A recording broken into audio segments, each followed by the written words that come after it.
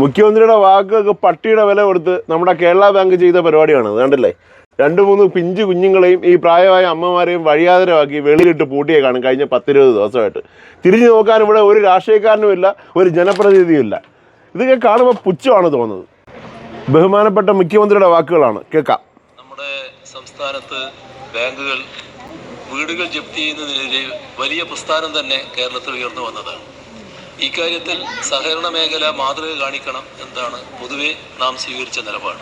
10-20 ദിവസം ഞാനും എൻ്റെ അനിയനും എൻ്റെ അമ്മയും എൻ്റെ അമ്മൂമ്മയും എൻ്റെ അപ്പൂപ്പനും ഇവിടെ കിടക്കുന്നത്. വീട് തുറന്നു തന്നോന്നെല്ലാം ചോദിച്ചായിരുന്നു ടീച്ചർ. ഞാൻ പറഞ്ഞു തന്നില്ല എന്ന് പറഞ്ഞു. ഞങ്ങൾ പുറത്തിറങ്ങപ്പം ഭയങ്കര കൊതുകടിയിലായിരുന്നു. അമ്മയ്ക്ക് വയ്യ, അനിയന്മാർക്കും എനിക്കും പനിയാ, അമ്മൂമ്മയ്ക്കും വയ്യ. വീട് ജാമ്യമായിട്ടുണ്ടെങ്കിൽ വീട് ജപ്തി ചെയ്യുന്ന പരിപാടി സ്വീകരിക്കരുത് എന്നാണ് പച്ച മലയാളത്തിൽ നമ്മുടെ കേരള മുഖ്യമന്ത്രി ബാങ്കുകളോട് അഭ്യർത്ഥിച്ചിരിക്കുന്നത്.